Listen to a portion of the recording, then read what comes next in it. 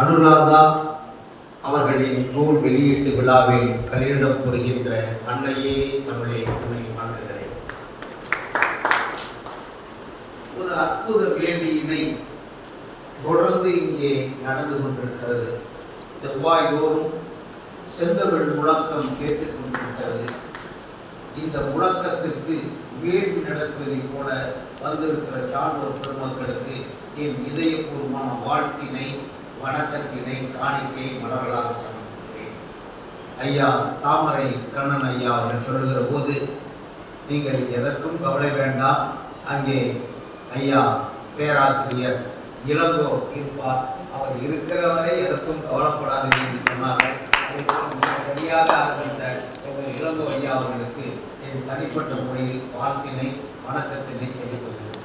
பாலசிங்கம், அற்புதமான பாடல்.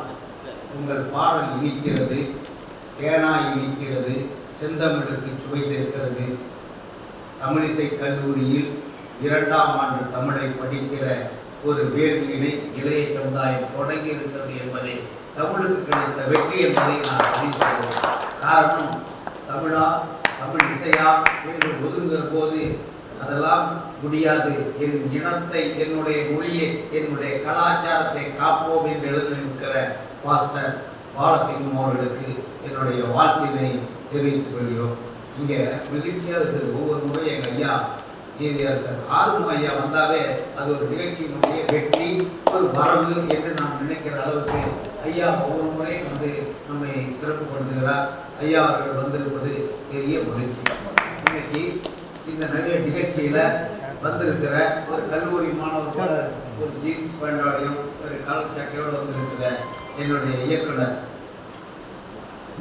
பல்வேறு சாதனைகளை தன்னுள் அடக்கி இன்னும் உயரத்தை தொட்ட பின்னும் எளிமையாக இருக்கிற ஒரே இயக்குனர் என்னுடைய இனிய நண்பர். 40 வருஷத்துக்கு முன்னாடி தாய் பத்திரிகையில் பலமுறை அன்புல உட்காந்து இருப்பார், வாங்க தேடியை சாப்பிடுவோம் போயிட்டு, அதே அன்பு இன்றைக்கும் அப்படியே இருக்கும் போது நான் அவரை அண்ணாந்து பார்த்தேன்.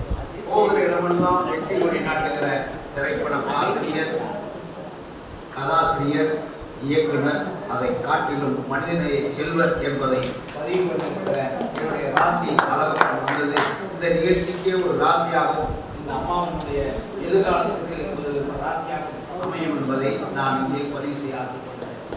இதற்கடுத்து இன்னைக்கு தமிழ்நாட்டில் புன்னகையோடு இருக்கிற ஒரு எழுத்து சிற்பி ஐயா மானா பாஸ்கரன். இமை பொழுதும் சோர்வின்றி எழுதுவார், இனிக்கிற தேன் தமிழை வணங்குவார், காலத்தின் வரலாறாய் இருப்பார், இமை பொழுதும் சோர்வின்றி எழுத்து வேள்வியில் திளைப்பார். அவர்தான் என்ன உழைப்பு, என்ன. அதே மாதிரி இன்னைக்கு இந்த நூலாசிரியர் 15 நூல்களை எழுதியிருக்கிறார். இந்த ஊற்றுநீர், அகத்தின் முகவரி என்ற 2 நூலையும் படிக்கிற போது இந்த ஊற்றுநூலில் ஒரு கவித்துவம் இருந்தது. அதே மாதிரி அகத்தின் முகவரியில் படிக்கிற எல்லாருக்கும் இது நம்மளுக்காக எழுதியிருக்குதா, ஒரு கட்டுரை இந்த கட்டுரை நம்மளுக்காக எழுதியிருக்குதா அப்படின்னு சொல்கிற மாதிரி அந்த ஒவ்வொரு தலைப்பும் அவ்வளோ வடிவமைக்காக அமைத்திருக்கிற இனிய நண்பர் கன்னிக்கோயில் ராஜா அவர்களுக்கு என்னுடைய வாழ்த்துக்களை தெரிவிக்கிறேன். நல்ல அற்புதமான வடிவமைப்பு. வீரபாண்டியன் கட்டபொம்மன் பரம்பரையில் வந்தவர் கன்னிக்கோயில் ராஜா. இதெல்லாம் நிறைய பேர் தமிழ் சொல்றதில்லை, சொல்லிட்டா இவன் பெரிய ஆளாயிருவாங்க அப்படிங்கிற ஒரு சூழல் இருக்கிறது. அதே போல பேராசிரியர் மகேந்திரன் அவர்கள் இன்னைக்கு தமிழ்நாட்டில் தொலைந்து போன புத்தகங்களை கண்டெடுத்த நம்முடைய மணிவாசகர் பதிப்பகத்தினுடைய இலக்கிய செம்மன் எங்கள் ஐயா மேலாளர் ஐயா வந்திருக்கிறார். இன்னைக்கு அம்மன் கழகத்தில் 3 மாதம் இருந்தால் 3 மாதம் ஒருத்தர் உழைச்சாருன்னா அது கம்மனுக்காகவும் ராமனுக்காகவும் உழைத்த பால சீனிவாசன் இன்றும் இளமையாக இருக்கும். அதே மாதிரி இன்னைக்கு தமிழ் எழுத்தாளர்களை, தமிழ் படைப்பாளர்களை, கவிஞர்களை அடையாளம் பண்ணி அவங்களுக்கு முன்னிலைப்படுத்தி உயர்நிலை அழைத்து வருகிற ஒரே தமிழ் சான்றோர் பொன்னேரி தந்த முத்து. ஒரு வார்த்தைகளால் சொல்லக்கூடிய பொன்னேரி பிரதாபன் ஐயா இன்னைக்கு வந்திருக்கிறது பெரிய மகிழ்ச்சியாக இருக்குது. பிரதாபன் ஐயா இப்போ தினமணியில் இன்னைக்கு காலையில் செய்தி வந்ததுன்னா அதுக்கு காரணம் எங்கள் ஐயா பிரதாபன் என்பதை நான் பதிவு செய்ய ஆசைப்படுகிறேன். அதை போலவே இங்கே வந்திருக்கிற நம்முடைய தொலைக்காட்சி படம் எடுத்து கொண்டிருக்கிற ஐயா முத்துக்குமார் அவர்கள், அதை போலவே திருக்குறளுக்காக தன்னை வாழ்க்கையை அர்ப்பணித்த நம்முடைய பத்மநாபன் ஐயா அவர்கள், அன்பதுரை அவர்கள், கண்ணீர்குளம் தாசன் அவர்கள், அதை போலவே இனியவர் அனலேந்தி அவர்கள், சுப சந்திரசேகரன் அவர்கள், முனைவர் பட்டம் வெற்றிகரமாக இருக்கிற பூபாலன் அவர்கள், இப்படி வந்திருக்கிற உங்கள் அனைவருக்கும், அதை போலவே இன்னைக்கு கொடிகட்டி பறக்கிற அன்பு தோழி ஜெயஸ்ரீ அம்மா வந்திருக்கிறாங்க. அவங்க ஓரளவுக்கு பெருசாக சின்ன பாப்பாவா தெரிகிறாங்க, எனக்கு அடையாளமே தெரியல, அந்த அளவுக்கு இருக்கிறாங்க. அதே கவிதையை போலவே அவரும் குறிப்பாக இருக்கிறார். அவர்களுக்கெல்லாம் என்னுடைய வாழ்த்துக்களை சொல்லி இன்னைக்கு 2 நூல்கள்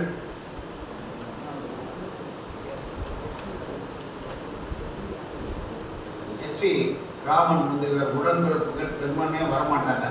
இன்னைக்கு எஸ்வி ராமன் ஐயா தன்னுடைய தந்தைக்காக வானிலை ஆராய்ச்சி துறையில் ரமணன் ஐயா கூட பணியாகி என்னைக்கு மழை பெய்யும் மிகச் சரியாக சொன்ன ஐயா வந்திருக்கிறார். பலத்த கருவறையெல்லாம் அவருக்கு ஒரு வாழ்த்துக்களை சொல்கிறார். வந்தது தன்னுடைய சகோதரிக்காக ஒரு அண்ணன் வராதுங்கிறது மிகப்பெரிய வெற்றி. இப்பெல்லாம் வருது கிடையாது, மொழியிலே வருது கிடையாது, இங்கேயாவது சொல்கிறது.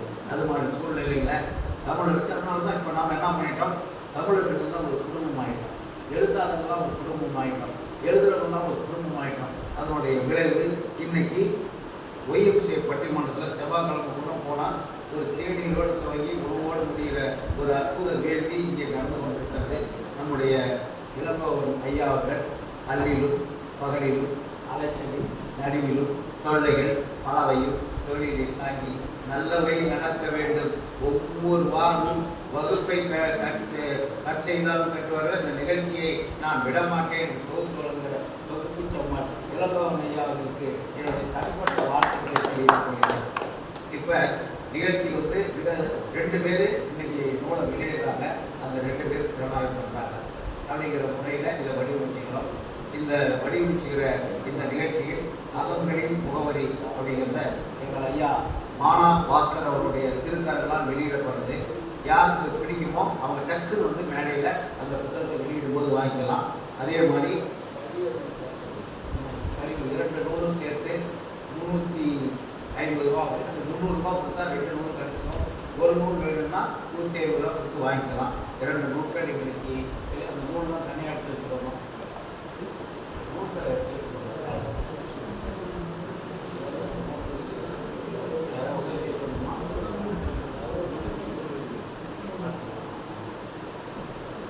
அதே மாதிரி ஊற்றடி மண்ணில் இருந்து நீர் வெளிக்கிளம்பினால் அது ஊற்று, மனதில் இருந்து சிந்தனை வெளிக்கிளம்பினால் அது அறிவு ஊற்று. அந்த அறிவு ஊற்றினை ஏறத்தாழ பல நூற்றாண்டுகளுக்கு முன்னாலே உலக அரங்கத்துக்கு தந்தவர்கள் நாம். ஆனால் இன்றைக்கு நம்முடைய இலக்கியமும் சமூகமும் சிந்திக்க விடுவதில்லை. காரணம், சிறு வகுப்பு பாடங்கள், மனப்பாட கீழர்களே மாணவர் கேசட்டில் கணக்காக பதிவு செய்யப்பட்டுவிட்ட காரணம்தான் இன்றைக்கு சிந்தனையின்றி கிடக்கிறார்கள். உலக அரங்கத்திற்கு ஒரு உயர்ந்த செய்தியை சொன்னவன் நான் தான். அவர் சொன்ன அந்த கூட்டணிக்கு அறிவு என்பது உலகத்தில் அணையாத விளக்கு என்று சொன்னார். அதனால்தான் ஒரு கம்போடியாவில் ஒரு ஆய்வகங்களில் பேசும்போது அந்த நாட்டினுடைய பிரதிநிதிகள் என்னை எழுதி ஒரு கேள்வி கேட்டாங்க. உங்கள் மொழி உலகிலேயே மூத்த மொழி, உலகக்கே உங்கள் தான் கூட்டணி என்று சொல்லுகிறீர்களே, எப்படி அப்படின்னு கேட்டாங்க. நான் சொன்னேன், சார், உலகத்திலேயே முதல்ல சொன்ன முதல் பொருள், கருப்பொருள், குறிப்பொருள் 3ஐயும் உலகத்துக்கு சொன்னவர்கள் நாங்கள் தான் சொன்னேன். நோ யூ த எவிடன்ஸ் சொன்னான். அடுத்து சொன்னேன், சங்க இலக்கியத்தில் அறத்தையும் புறத்தையும் வெற்றியையும் கொடையையும் சிறப்பையும் சொன்னவங்க நாங்கள் தான். உலகத்துக்கே அகத்தின் முகவரியும் தமிழின் அழகின் முகவரியும் சொன்னவங்க நான் தான். நோ அப்படின்ட்டு அவனுக்கு எப்படி புரியுதுன்னு எனக்கு தெரியல. அப்புறம் தான் நான் என்ன சொன்னேன், சரியா உலகத்தில் என் மொழி எப்படி தெரியுது அப்படின்னா, உலகத்தில் எந்த நாட்டில் பள்ளம் வந்தாலும், ஜப்பானில் பிறந்தாலும் சரி, அமெரிக்காவில் பிறந்தாலும் சரி, ஆஸ்திரேலியாவில் பிறந்தாலும் சரி, ஆண் தான் கத்தோம். என்னுடைய உயிரெழுத்துத்தான் அந்த குழந்தை முதலில் உச்சரிக்கும். அதே மாதிரி ஊன்னு சொல்லும், அடுத்து ஈன்னு சொல்லும். உலகத்தில் பிறக்கிற எல்லா குழந்தைகளும் உச்சரிக்கிற முதல் எழுத்து என்னுடைய எழுத்து தான் அப்படின்னு சொன்னபோது அவன் சீப்படிப்பட்டு ஓகே அப்படின்னு சொல்லிட்டு அடுத்து சொன்னேன், உலகத்தில் இயற்கையோடு இருக்கிறது எழுத்தான். உடம்புன்னா மெய், அதுக்குள்ள உயிர் இருந்தால் தான் அந்த உடம்பு ஓடும், ஆடும், பாடும், கொண்டாடும், அகத்தின் முகவரியை அது சொல்லும். அப்படி இல்லைன்னா அது படுத்துடும். அதனுடைய பேரே வேற. ஆனால் உலகத்திலேயே உயிரும் மெய்யும் இணைந்து ஒரு உயிரை உருவாக்குறது மனிதர்களுடைய இயற்கையை போலவே உயிரும் மெய்யும் சேர்ந்து உருவாக்குற குழந்தைக்கு 2 பேர் தாயினுடைய பெயரையும் தந்தையினுடைய பெயரும் ஒரு காலத்தில் தமிழர்கள் வச்சிருந்தாங்க. அதனால் செய்கிற மாதிரி உயிர் மெய் என்று சொன்னவன் நாங்கள் தான் அப்படின்னு சொன்னப்ப சிந்திக்க ஆரம்பித்தான். 3வது சொன்னேன், உலகத்தில் தாயும் தந்தையும் தெய்வமாக சொன்னவங்க மற்ற இடத்துல அவனுக்கு ஒரு சாமி வச்சுருவான்.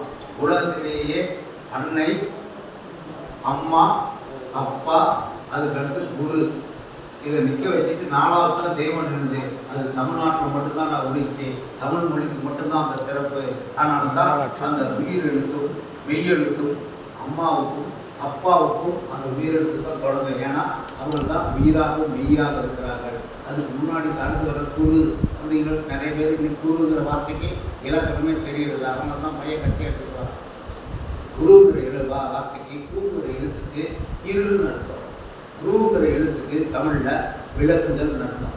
யார் மன இருளை விளக்குகிறார்களோ அவர்களே குரு என்று என்னுடைய மொழி செப்பி வைத்தது.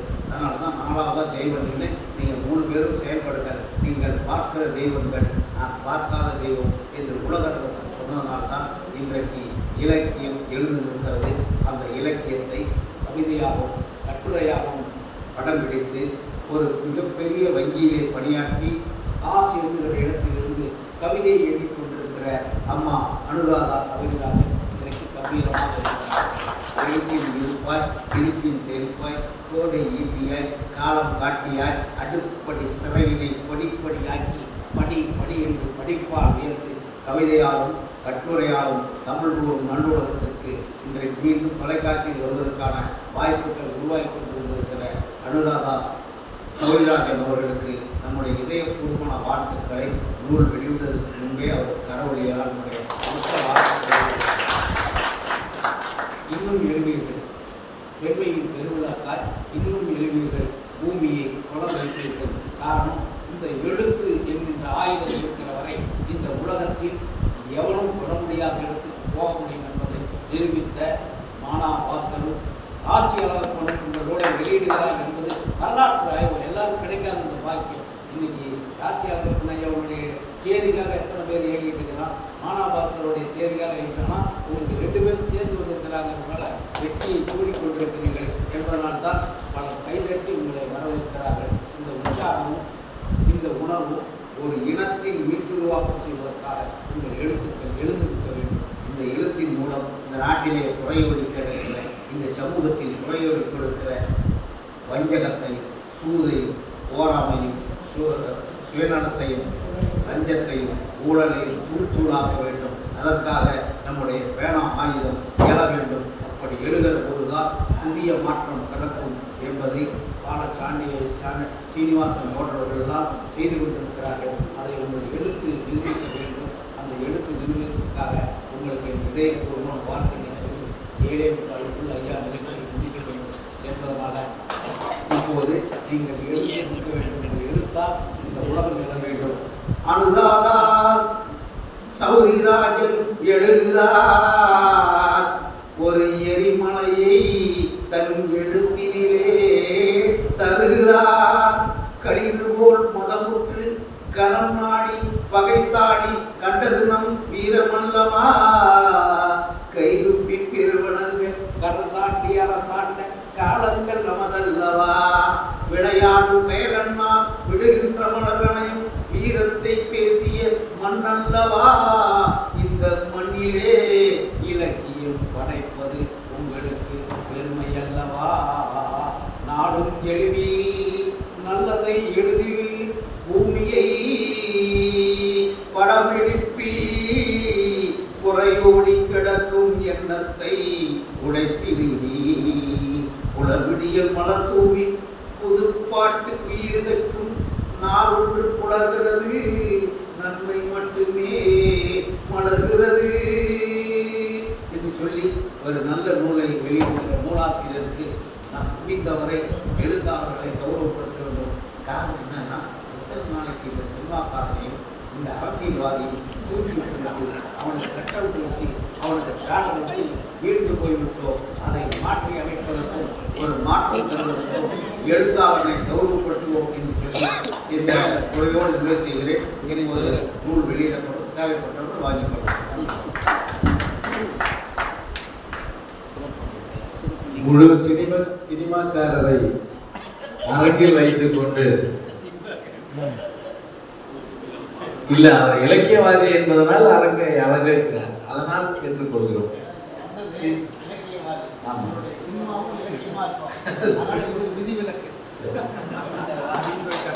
இப்பொழுது மேடையில் வெளியிடுபவரையும் பெறுபவரையும் சிறப்பு செய்யும் நேரம். தலைமை உரையாற்றிய அமைந்திருக்கிற இதயகீதம் ராமானுஜம் ஐயா அவர்களுக்கு நூலாசிரியர் சிறப்பு செய்கிறார். கவிஞர், எழுத்தாளர், திரைப்பட இயக்குனர் ராசி அழகப்பன் அவர்களை நூலாசிரியர் கவிஞர் வேலாயுதம் சிறப்பு செய்கிறார்.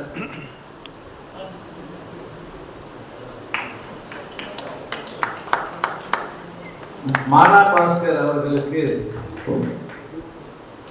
குணசேகரன் அவர்கள் சிறப்பு செய்கிறார்.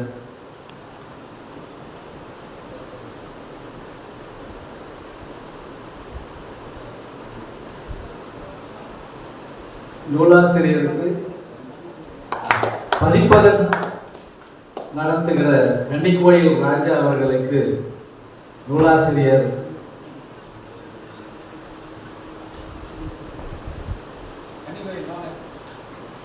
ராசி அழகப்பன் அவர்கள் சிறப்பு செய்கிறார்கள். அன்பு தோழி ஜெயஸ்ரீ அவர்களுக்கு சுசித்ரா செல்லப்பன் சிறப்பு செய்வார்.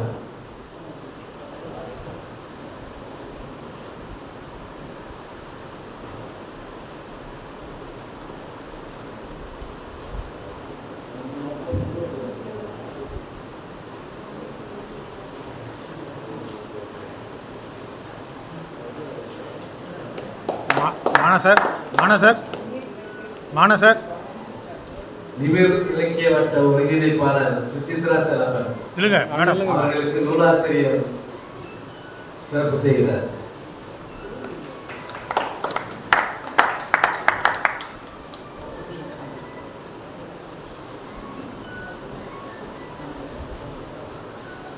பதிப்பாளர் நூலாசிரியருக்கு சிறப்பு செய்கிறார்.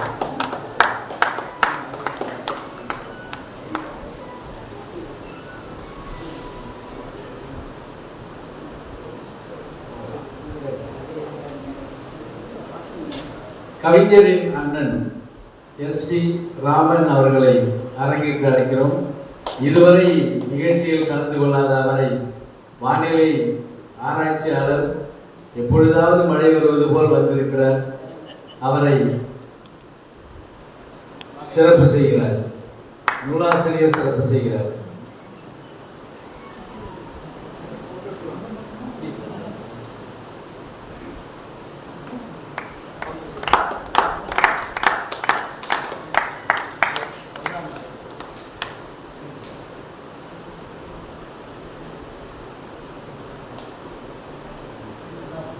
பிரதாப்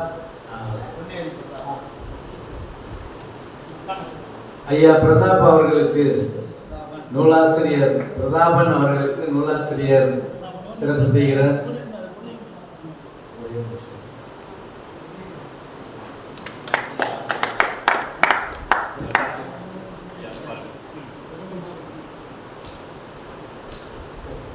எல்லாருமே கொஞ்சம் உள்ள நூலாசிரியர் ராசி சார். நீதியரசர் ஆறுமுகம் ஐயா அவர்களுக்கு நூலாசிரியர் சிறப்பு செய்கிறார்.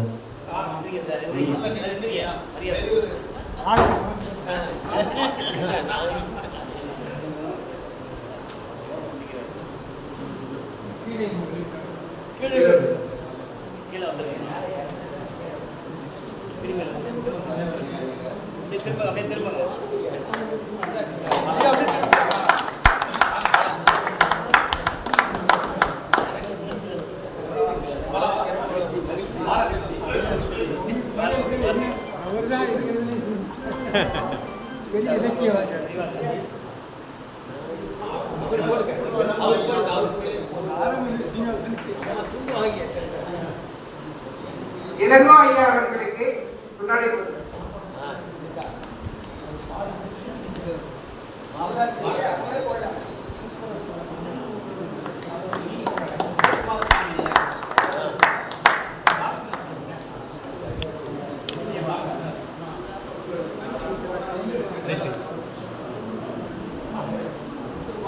இந்த வரேங்க கம்பன் அடியில் மட்டும் பிடிச்சிக்கோங்க, வேற எங்கேயும் போய்க்கலாம். கம்பனை கட்டி காக்கிற ஐயா பாலசீனிவாசன் இதை தொட்டா அவர்களுக்கு ராசி அழகப்பன் சிறப்பு செய்கிறார். தொட்டா வேற எல்லாம் தொட்டா ரெண்டு தொட்டாங்க.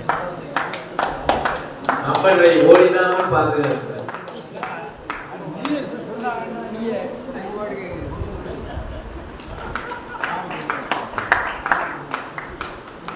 நூலாசிரியருக்கு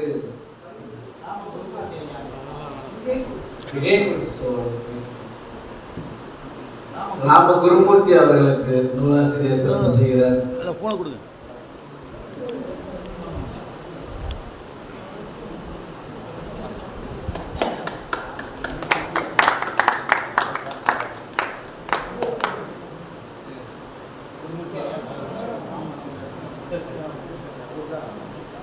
நூலாசிரியரை சிறப்பு செய்வதற்காகவே காத்திருக்கும் கவிஞர் நிமிர் இலக்கிய மன்றத்தின் நிறுவன செயலர் சுசித்ரா செல்லப்பன் அவர்கள், ஒருங்கிணைப்பாளர் சுசித்ரா செல்லப்பன் அவர்கள் வாழ்த்துகிறார்.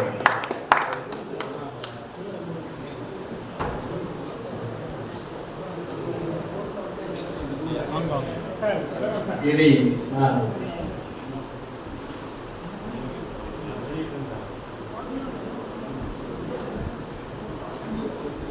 மேடம் அவரை நான் அண்ணா நகரத்தை சந்தித்தேன். அவர் இந்த வயதில் இவ்வளோ காரியம் செய்வது மிக்க மகிழ்ச்சி, நன்றி, பாராட்டுகளை வணங்கி வாழ்த்துகிறேன். அவருக்கு காளிகாம்பாள் கோவிலுக்கு போயிட்டு நான் முன்னாடி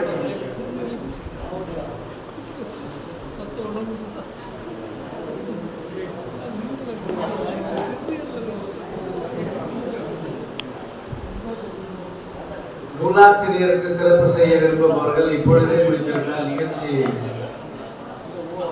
நிகழ்ச்சியை சரியாக அழைத்து செல்ல வசதியாக இருக்கும்.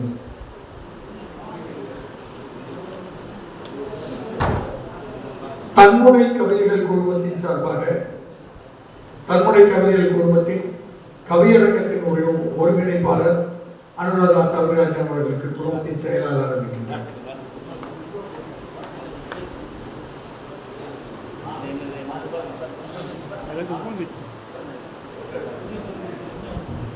இறை வணக்கம் தொடங்கி வைத்த பாலசிங்கம் அவர்கள் அழைக்கிறோம். அவர்களுக்கு சிறப்பு செய்கிறார்கள்.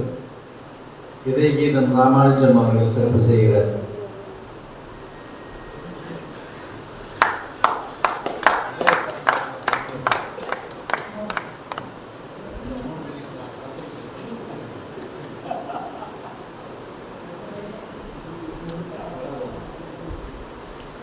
இனி நிகழ்ச்சியின் மையப்பகுதி நூல் வெளியீடு சிறப்புரையும். முதலில் நூல் வெளியீடு. ஊற்று நீர் என்ற நூலை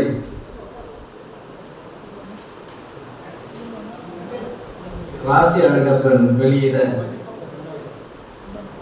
இதய கீதம் ராமானுஜன் பெறுகிறார்.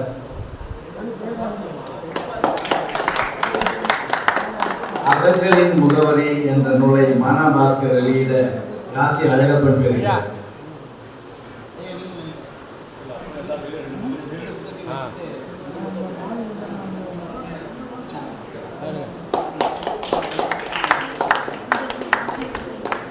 பாருங்க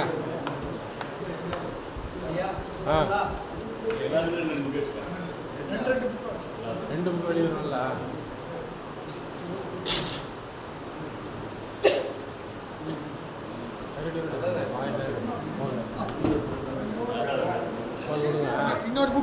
அங்கே இருக்கு மேலே இருக்கு. இன்னொரு புக்கு இருக்கு. ஐயா இருக்கு. ராமானுஜம் இருக்கு.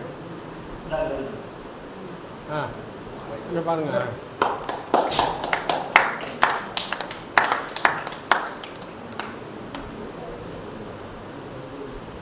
இங்கே பாருங்கம்மா.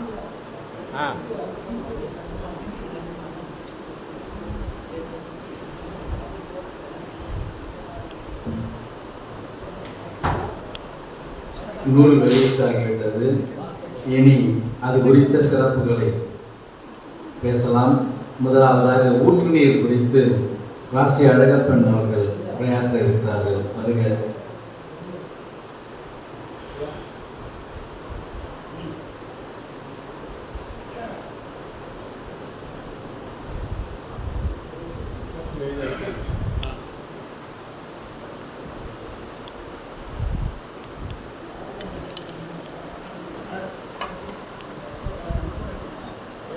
இதயத்தில் உள்ளே இருந்து ஓய்வு நினைக்கும் உயிர்த்தமிழே உனை முதலில் வணங்கி இவ்விழாவிற்கு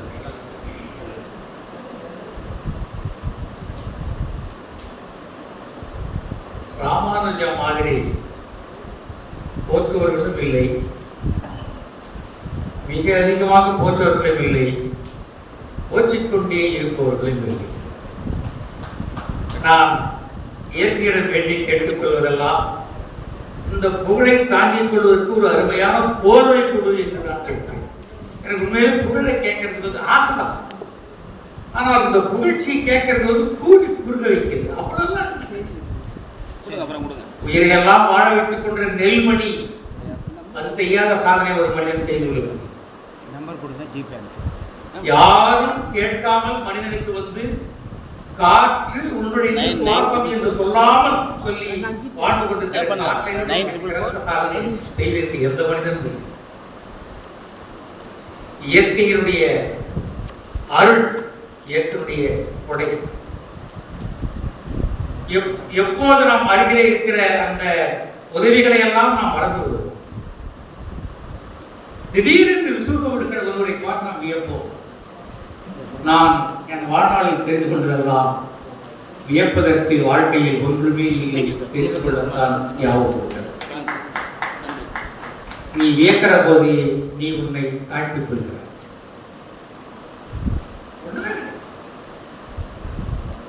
ஆனால் வியப்பது என்பது நமக்கு ஒரு பெரிய மகிழ்ச்சியாகவும், அந்த உயரத்தை பார்த்து நாம் கீழே இருப்பதை பார்த்து கைகட்டிக் கொண்டு சேவம் செய்வதை பார்த்து பழகிக் கொள்கிற மனப்பாங்கு மனிதனுக்கு வந்துவிட்டதுதான் பெருஞ்சோகம். அந்த சோகம் எந்த எழுத்தாளருக்கும் எப்போதும் கிடையாது.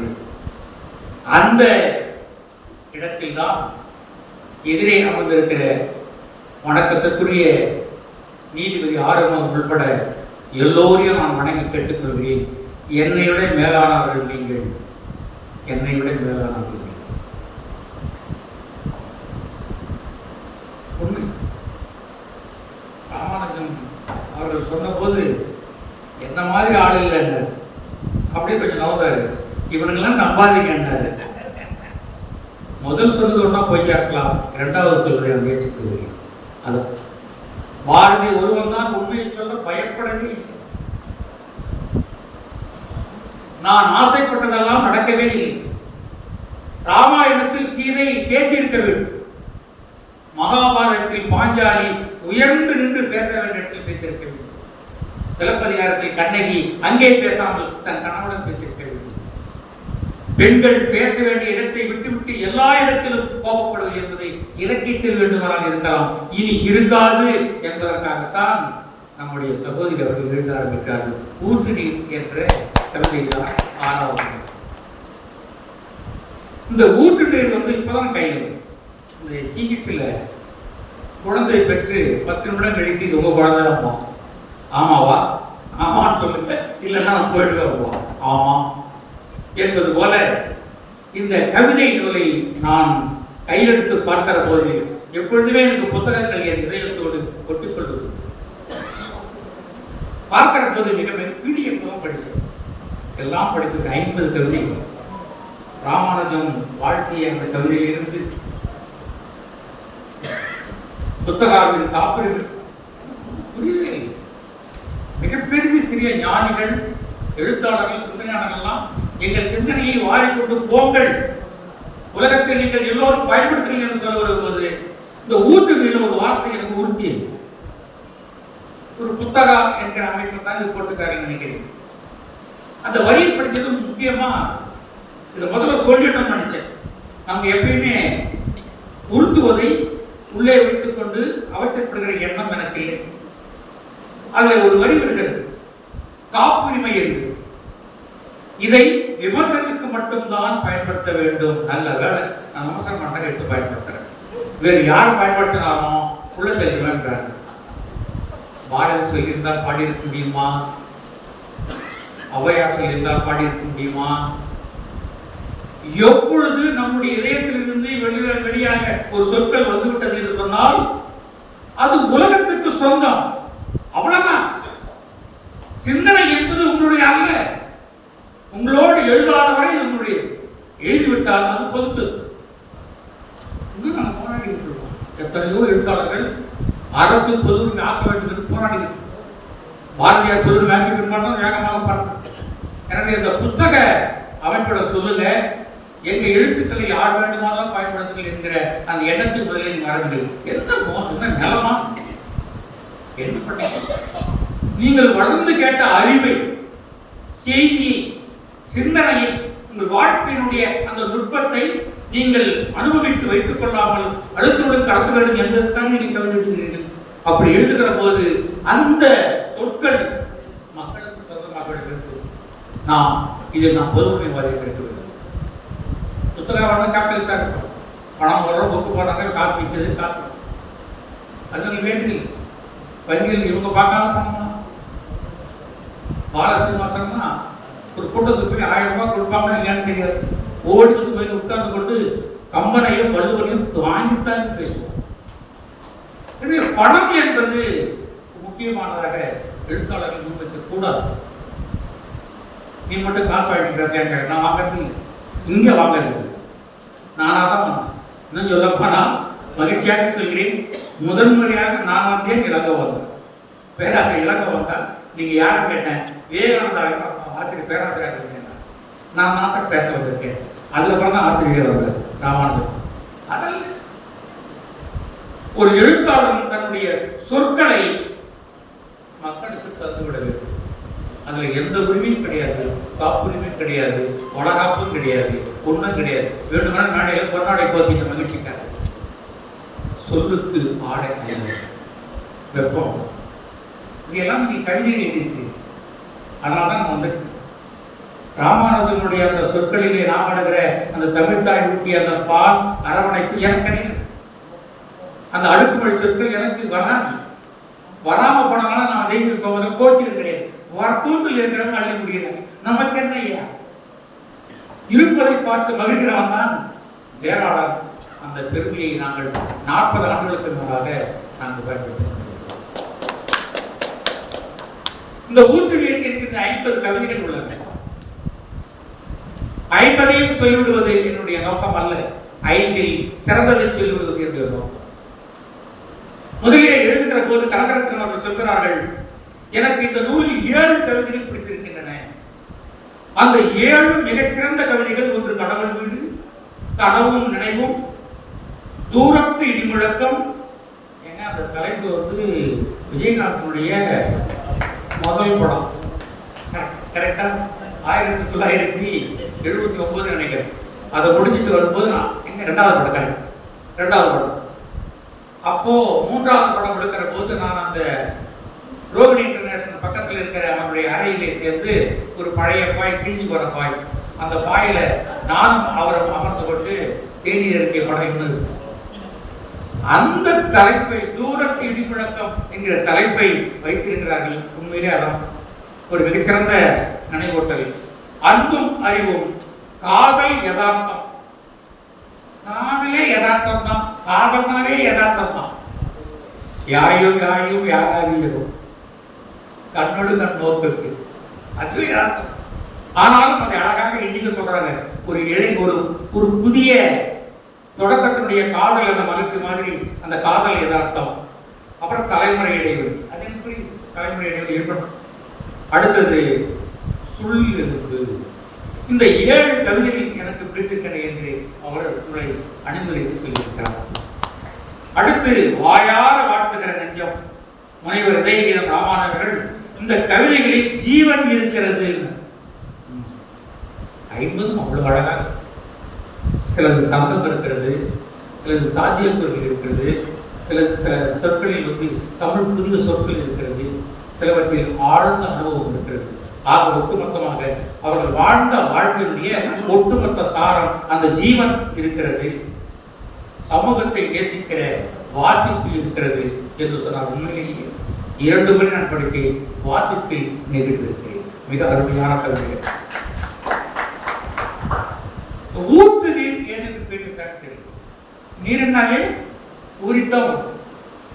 அதே ஊற்று நீர் நமக்கு எப்பயுமே எங்கோ இருந்து தொட முடியாத இடத்தில் இருந்து ஒரு நீர் வருவது எல்லாம் நமக்கு பிடிக்கும். அப்படிப்பட்டதான் ஊற்று நீர். வள்ளுவர் கூட தொட்டனை தூரும் உனக்கேணி மாந்தத்தில் கற்றனைத்து தூரும் அறிவுண்டார். அதுவரை அந்த ஊர்றது பிடிக்கும். ஆனால் நாம் விரும்புகிற இடத்திலிருந்து பிடிக்கிற அந்த ஊற்று நீர் மிகவும் பிடிக்கும் என்றால் அவர்கள் வாழ்ந்த வாழ்க்கைய அனைத்து சாராம்சங்களையும் கவிதைகளாக எழுதி அதில் வருகிற ஊற்றை சொற்களை நீராக மாற்றி அவர்கள் தந்திருக்கிறார்கள். அதனால்தான் அவருடைய 6வது நிலை ஊற்று நீர் என்று அவர்கள் வைத்திருக்கிறார்கள். இந்த வடிவமைப்பு சொல்லணும். இந்த ஊற்று எங்கிருந்து வருது? மலையிலிருந்து வருது. இப்படி சொல்லுகிற போது வளம்புரியாளர்கள் சொன்ன ஒரு வார்த்தை ஞாபகம். வார்த்தை சித்தனை போல சொற்களை அழகழகாக அடுக்கி வைத்து பேசுகிற ஆற்றல் பேரணி அண்ணாதுரைக்கு பின் யாருக்கும் கிடையாது. நான் குறைத்து மதிப்பிடவில்லை, நினைவு சரியாக இருக்குமானால் ஆங்கிலத்தில் தமிழிலும் அழகாக பேசக்கூடிய வார்த்தை சித்தன். மலையை பார்க்கிற போது ஒரு வார்த்தை சொன்னார், மலையேறும் நதிகள். எல்லா நதிகளும் மலையிலிருந்து கீழே விழும். ஆனா அவர் மாற்றத்திறனைகள் சொல்கிறார், என்னுடைய ஒரு நூலுக்கு மலையேறும் நதிகள் என்று பேசுகிறார். காலத்தை தாண்டி ஒரு சிந்திக்க வேண்டும். நீ காலம் சொல்கிற போக்கில் போகிறவன் அல்ல, காலத்தை விமர்சிப்பவன், காலத்தை கேள்வி கேட்கிறவன் ஒரு எழுத்தான். ஒட்டி போவதல்ல, வெட்டி உடைத்து கேள்வியாக்கி ஆச்சரியக்குறியாக்கி அடுத்த உலகத்தை மாற்றக்கூடிய சக்தி வந்தவர். அதனால எழுத்தாளர்கள் எல்லோரும் என்ன பார்த்தீங்கன்னா புரட்சிகரமாக இருப்போம். மார்க்சியத்தில் தொடங்காத எழுத்துக்கள் மாநிலத்தில் போய் முடியவே முடியாது. மாநிலத்துக்கு பருவமாக ஆன்மீகம் மாறி அமைதியாக முடியும். ஆக ஆன்மீகத்தின் தொடக்கமே மார்க்சியம் தான். நிறைய பேர் ஆன்மீகத்தையும் மார்க்சியத்தையும் இரண்டு பிளந்து விடுகிறார்கள். அல்ல, மானுடம் நினைக்கிற இடம் ஆன்மா, ஆன்மா இருக்கிறது ஆன்மீகம், மானுடம் ரெண்டும் ஒன்றுதான். எனவே இளைய வயதில் புரட்சிகரமாக ஒருவர் சிந்திக்க வேண்டும், முடிந்த வயதில் அன்பாக தென்றல் போல நேசிக்க வேண்டும் என்ற 2 மாறுபாடுகளை மாற்றியும் ஆன்மீகமும் ஒன்றாகத்தான் இருக்கிறது. அப்படி பார்த்தால் எழுத்தாளர்கள் கிளர்ந்து எழுகிற விதைகளைப் போல வாழ வேண்டும். அந்த வார்த்தைகள் 50 கவிதைகள் பார்த்து உண்மையிலேயே மகிழ்ச்சி. காலம் குறைவாக இருக்கிறது என்றால் 4 கவிதைகளை மட்டும் சொல்லி நான் விடைபெறுகிறேன். கடவுள் வீடு, கடவுளுக்கே வீடு இருக்கான்னு தெரியல, நாம தான் கட்டி கொடுக்குறோம். கட்டி கொடுத்துட்டு யாராவது தலைமுறை போயிட்டு நாம தான் கூட்டு போட்டு கோயில் போட்டு மதில் சுவரம் போட்டு கேமரா போட்டு எல்லாரும் சொல்றோம் இவர் தான் நம் காக்கும் கடவுள்.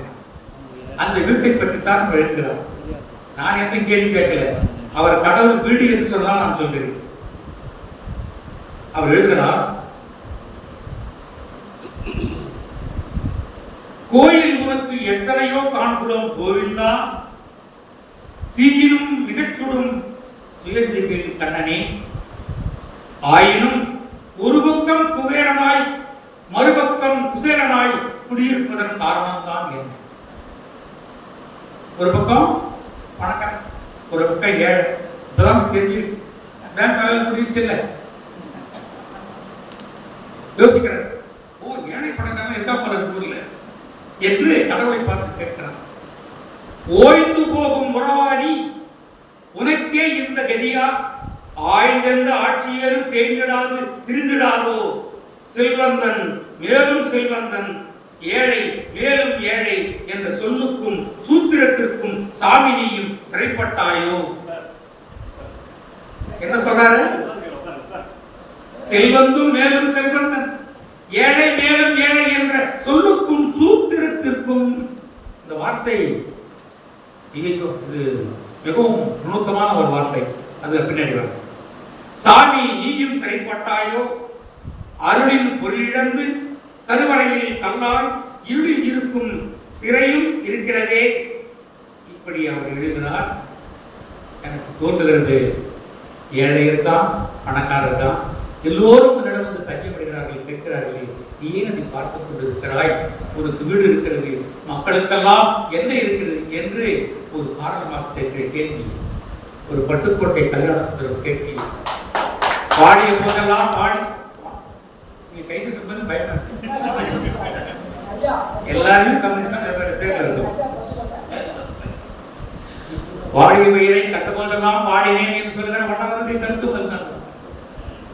அந்த சூத்திரன் என்ற வார்த்தையை பயன்படுத்தியதற்கு என்ன அர்த்தம்? பட்டுக்கோட்டை கல்யாணம் சொன்னார்.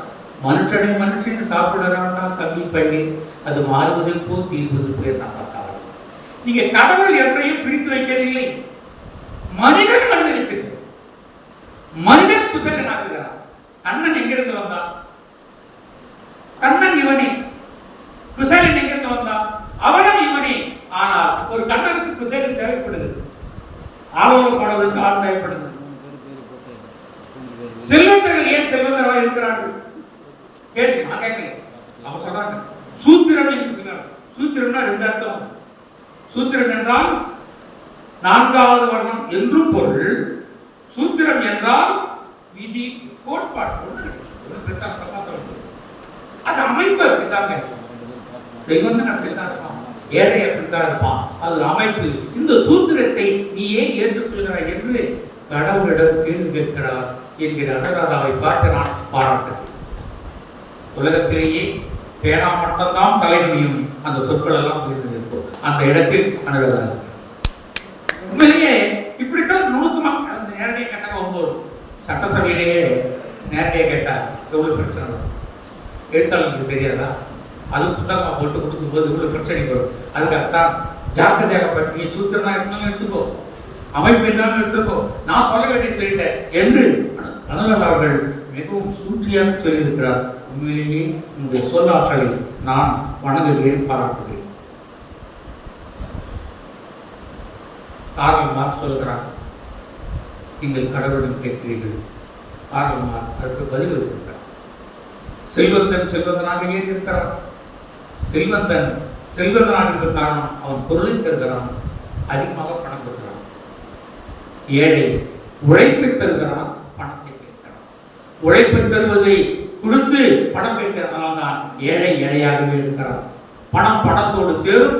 ஏழை அந்த உழைப்பை தந்துவிட்டு பணம் கேட்கிற போது செல்வதற்கு கொடுக்க மனமில்லை என்று கடவுளுக்கு நீங்கள் கேட்க கேள்விக்கு பதிலாக கார்ல் மார்க்ஸ் சொல்கிறானோ என்று எண்ணுகிறேன்.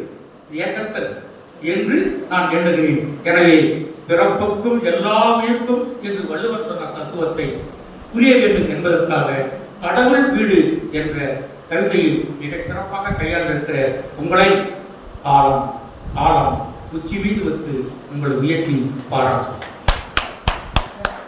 இரண்டாவது கவிதை சிறப்பு இடம். இவங்க கவிதை எல்லாம் பார்த்தீங்கன்னா சந்த மாதிரி இருக்கும், கொஞ்சம் இல்லாத வீடு அப்படிதானே. அவர் வீடு கட்ட மாதிரி வீடு கட்டணுமா? கொஞ்சம் டிசைனை மாற்றுவோம், கொஞ்சம் இடத்த மாற்றுவோம், சிஎம்டிஏல ஒன்று கொடுப்போம், நம்ம ஒன்று கட்டுவோம், கிட்ட வந்து கட்ட மட்டும் ஃபைன் கட்டுவோம். இதெல்லாம் தான் அப்படி கவிஞன் மட்டும் விதி விளக்கா என்ன? அதுபோல அண்ணா அவர்கள் அசையோடு எழுதுகிறார், ஓசையோடு எழுதுகிறார், கருத்தோடு எழுதுகிறார். அப்படி எழுதுகிற இந்த கவிதையில் இல்லறத்தை பற்றி சொன்னார். இன்னைக்கு வரைக்கும் நான் மிக மகிழ்ச்சியாக இருப்பது, இல்லறம் நடத்துவது என்பது இன்னைக்கு வரைக்கும் எனக்கு தெரியாது. என் மனைவி மட்டும்தான் நடத்துகிறது. உண்மையிலேயே என் மனைவி தாய் இறந்தது கூட என் மனைவி வீட்டுக்கு வரவேற்று என்று சொன்னால் நான் வெளியில் ஒரு நாள் கூட ஒரு சொல்லை நான் கடத்தி பேச வேண்டிய அவசியம் இல்லை. அவ்வளவு அழகாக உலகத்திலேயே பெண்கள் ஏன் மதிக்கப்பட வேண்டியவர்கள் என்பதை என் இல்லத்திலிருந்து நான் கற்றுக்கொள்கிறேன். அவர்கள் இல்லாவிட்டால் குடும்ப உறவுகள், குடும்ப நிர்வாகம் போன்ற மிக பெரிய அந்த அமைப்புகளாகவும் சிதறி போய் அந்த இல்லறத்தை பற்றி எழுதுகிறார். இல்லறத்தில் இருப்பவள் இனிப்பாய் இணைகிறாள், ஓப்பாய் வேப்பாய் விழிக்கிறாள், தகப்பனை விஞ்சிய தனையன்.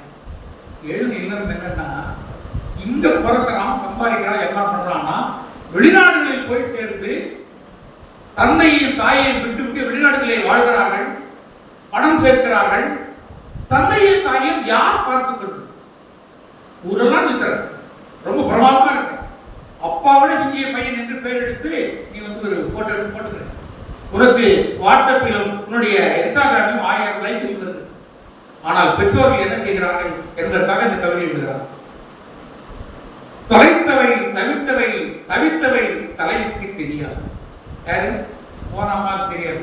அது கிடைச்ச புருஷனை வச்சுட்டு என்ஜாய் பண்ணான்னு போயிட்டு அந்த மாதிரி இதெல்லாம் சொன்னா தெரியும். ஒரு மாமியாருடைய பார்வையில் எழுதுகிறார்.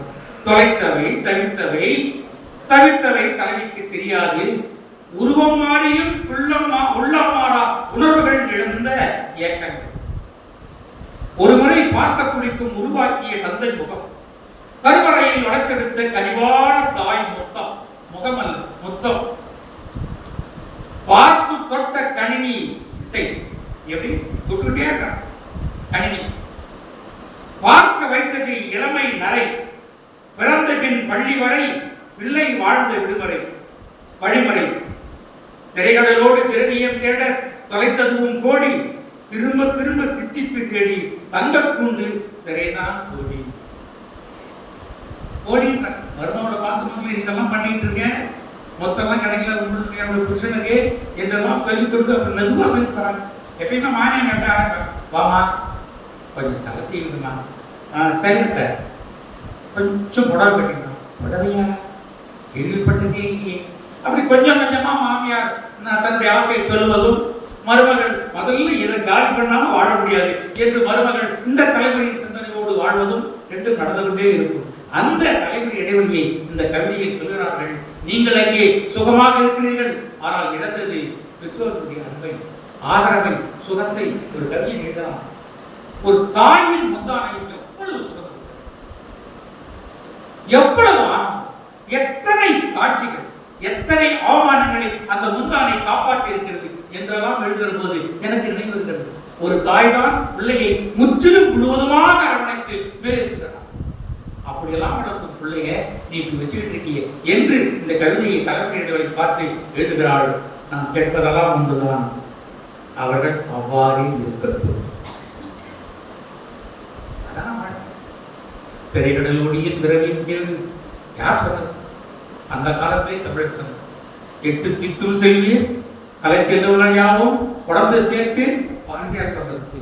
ஒரு பாரதியார் சொல்லியிருக்கான், பிள்ளைகள் செல்லட்டும், 8 திக்கும் செல்லட்டும், வாழட்டும், தன்னுடைய சிந்தனைகளை பரவட்டும் என்கிற எண்ணம் பெற்றோர்களுக்கு இருக்க வேண்டும். ஆனால் பெற்றோர்கள் ஆசைப்படுவது, ஏண்டா நான் இருக்கும்போது இருக்கக்கூடாதா என்று கேட்பது இந்த தலைமுறை இடைவெளியை மிகச்சிறப்பாக. அவ்வளவுதான்.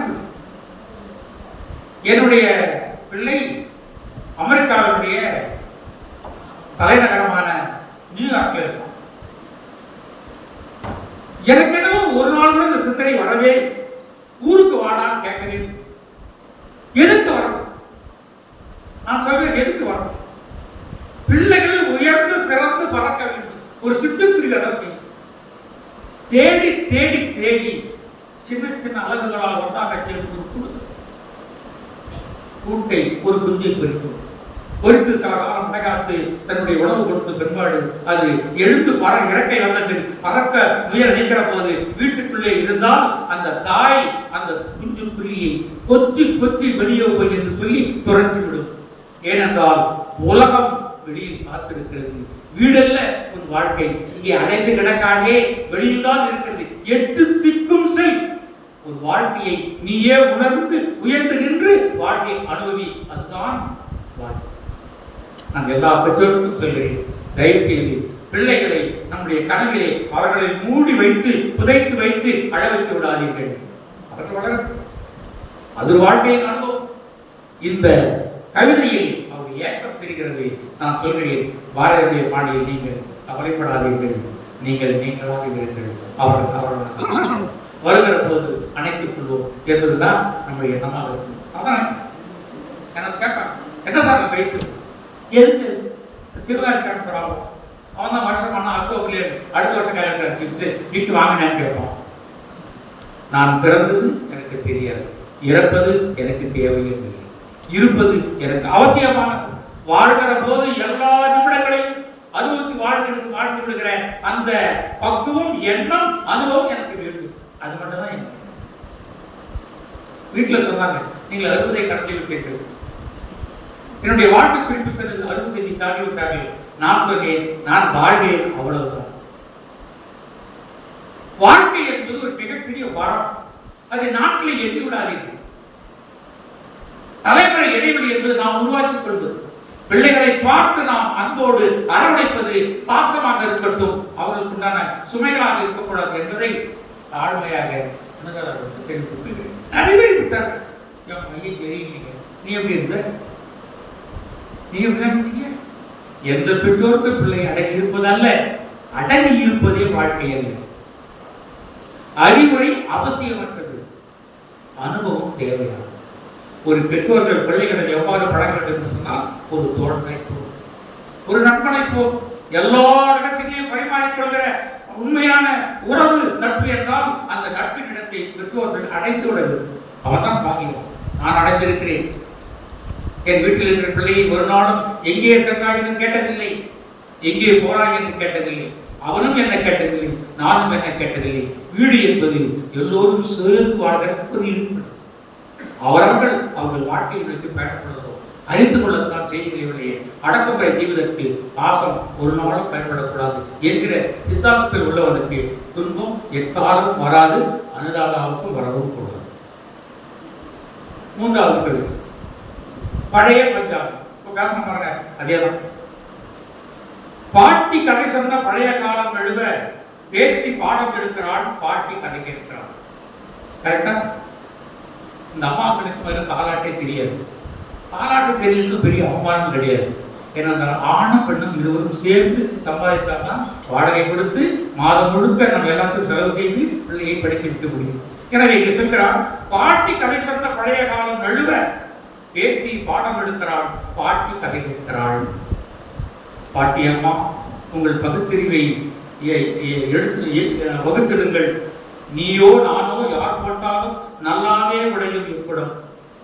எந்த படம் சொல்றாங்க பார்த்தீங்களா? யார் தொட்டா பொன்படம், நீ தொட்டா அந்த படம். அது கிடையாதுன்றாங்க. நல்ல விஷயம். அவங்க பேங்க்ல இருக்கிறாங்க, பொற்படம் தெரியுங்க, நம்ம ஒன்றும் கிடையாது. வேப்பிலை அடிக்கும் பழைய காப்பியங்கள் வேலைக்காகாது. எந்த திசை என்பதை முன் 9 விளக்கங்கள் நகர்ந்தது. விளக்கமே வேணாம். கணினி காலம் இது, கையிலே உலகம், நீ வாழ்ந்த காலம், நேரம்தான் விரயம். வலித்தால் அம்மா என்பாயே, வாழ்க்கையோடு கணினி தருமா? தராது. ஆனால் கணித்திருக்கிற செய்திகள் அம்மா தருமா? தராது. எனவே அம்மாவுக்கு கணினிக்கு போட்டி கிடையாது. அம்மா தான் கணினி கணிதான். ஆனாலும் ஆசை இருக்கு இல்லையா? கணினி கொடுக்காங்கடே, அதை போட்டு தேய்ச்சிட்டே இருக்காங்க, என்னிடம் வந்து சேர் என்று ஒரு தாய் நினைக்கிறாள்.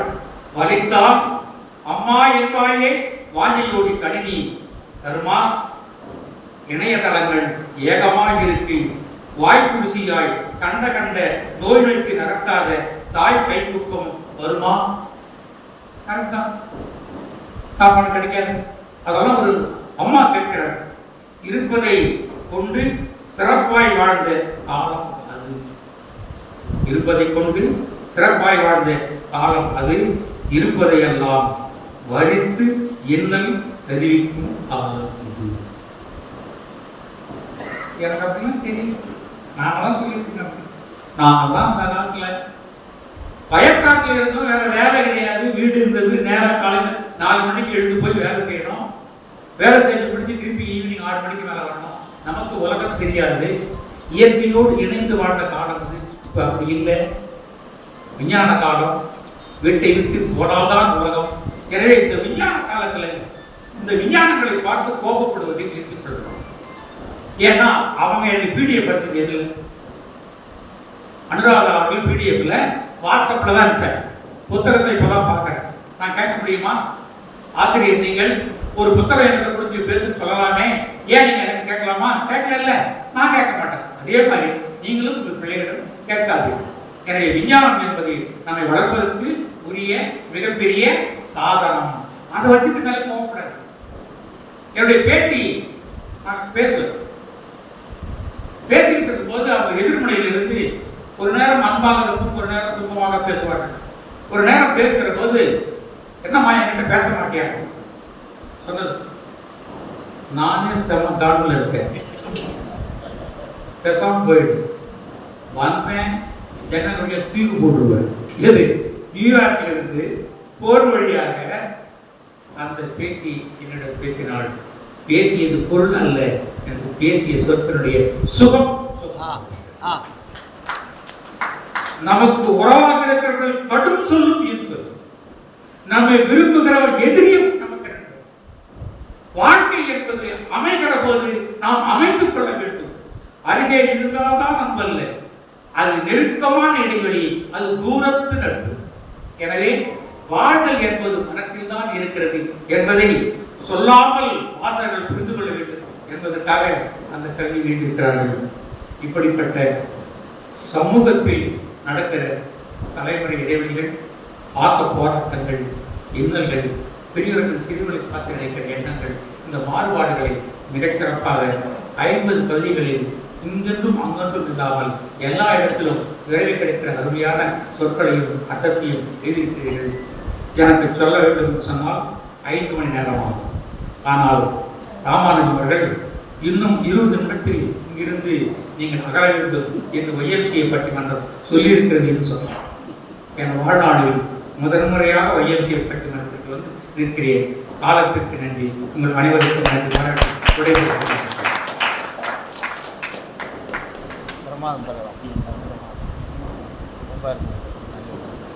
ஊற்று நீர் துளியை இனிமை குறையாமல் கொடுத்த ராசி அழகப்பன் அவர்களுக்கு நன்றி. அடுத்ததாக அகங்களின் முகவரி என்ற நூல் குறித்து மானா பாஸ்கர் எழுத்தாளர், கவிஞர் சிறப்பு உரையாற்றுகிறார்.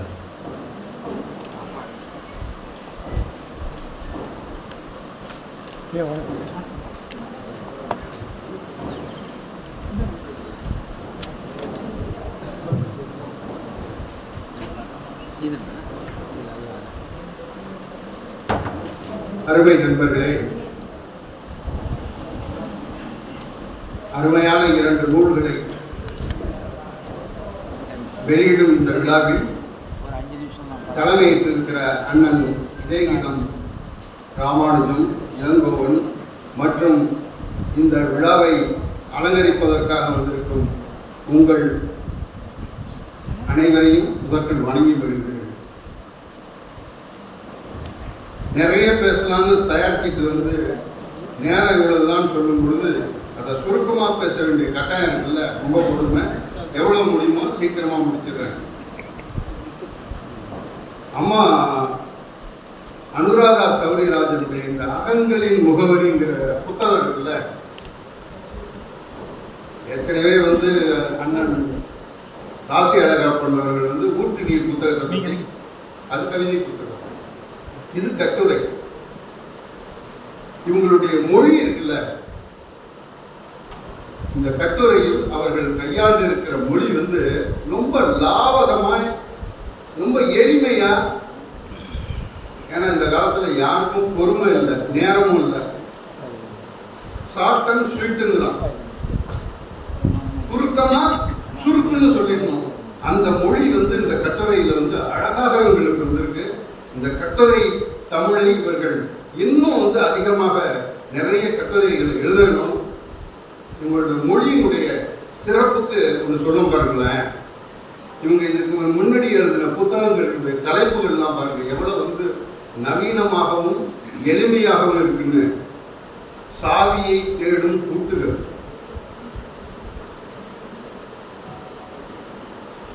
கடுகுக்குள் கடல், குருவி வாயில் பருந்து, 4 நிறத்தில் ஒரு வானவில், சதுரங்கத்தின் நாற்படை, குழி நிரப்பும் நிழல்கள். எல்லாத்தையும் விட இன்னொரு சூப்பர் தலைப்பு, கூகுள் இல்லாம நம்ம இயங்கவே முடியாது. காலையிலிருந்து இரவு வரை அவங்க ஒரு தலைப்பு வச்சிருக்காங்க ஒரு புத்தகத்துக்கு, கவிதை புத்தகத்துக்கு, மனதுக்குள் கூகுள். உங்களுடைய மொழி வந்து ரொம்ப சிறப்பா இருக்கு, இப்படிதான் வைக்கணும். ஏன்னா வந்து சுவையா சொல்லலைன்னா நம்ம கேட்கவே மாட்டோம். மிக பிரமாதமான தலைப்புகள்லாம் நம்ம கவிஞர்கள் வச்சிருக்காங்க. ஆறான ஒரு கவிஞர் அவனுடைய புத்தகத்துக்கு தலைப்பு வச்சான், சர்க்கரை கம்மியாய் ஒரு முத்தம். சேஷாசலம் ஒரு கவிஞர், அவர் தன்னுடைய புத்தகத்துக்கு வச்சார் பேரு, ரப்பர் மரங்களுக்கு ரணங்கள் புரிதல்ல. யார் கண்ண அவருடைய புத்தகத்துக்கு வச்சார் ஒரு தலைப்பு, யூகலிப்டஸ் மரங்களுக்கு தலைவலி எடுக்கிறது. நம்ம ஐயா ஏர்வாடி ராதாகிருஷ்ணன் வச்சாரு, ஞாயிற்றுக்கிழமைகளில் நான் பொய் சொல்வதில்லை. இன்னொரு கவிஞர் கண்மணி ராஜா, அவர் வச்சார் ஒரு புத்தகத்துக்கு, நீங்கள் அறைவதற்கு என்னிடம் மூன்றாவது கண்ணம் இல்லை. இப்படியாக ஒரு அருமையான ஒரு தலைப்புகளினுடைய பவனியில பயணத்துல அம்மாவும் சேர்த்துக்கிறாங்க. உங்களுடைய மொழியை வந்து நம்ம சிறப்பா சொல்ல வேண்டியிருக்கு. ரெண்டாவது, சுருக்கமா இந்த புத்தகத்தை பத்தி நான் சொல்லி முடிச்சிட்டேன். இந்த புத்தகம் ஏங்க, இந்த புத்தகத்தில் இவர் சொல்லி இருப்பது என்ன, எதற்கு இந்த புத்தகம் தேவை, அதுதான் நம்ம பேசப்படுகிற ஒரு விஷயமா இருக்கு. ஏன்னா மருத்துவர்களுக்கும் படைப்பாளிகளுக்கும் சின்ன வித்தியாசம்தான். டாக்டர்கள் வந்து நம்மளை எல்லாம் பிணம் ஆகாமல் பார்த்துக்கிறாங்க. படைப்பாளிகள் நம்மளை எல்லாம் நடைப்பிணமாக ஆகாமல் பார்த்துக் கொள்கிறார்கள். அந்த வேலையை தான் அம்மா வந்து அனுராதா ஸ்ரீராஜன் இந்த அகங்களின் முகவரியில் வாழ்க்கை எப்படி இருக்கணுங்கிறத எளிதாக போற போக்கில் அவர் பார்த்தது, கேட்டது, உணர்ந்தது, ரசித்தது எல்லாத்தையும் பதிவு செய்திருக்காங்க கட்டுரையாக. இன்னைக்கு எல்லாமே மாறிடுங்க, எல்லாமே மாறிட்டு. 20 வருஷத்துக்கு முன்னாடி நம்ம எல்லோரும் மனிதர்களை நேசித்தோம், பொருட்களை பயன்படுத்தினோம். இன்னைக்கு எல்லாமே உள்டாவாயிட்டு. மனிதர்களை பயன்படுத்துகிறோம், பொருளை நேசிக்கிறோம். இந்த நேரத்தில் தான் இந்த புத்தகத்தினுடைய தேவை அதிகமா இருக்கும்.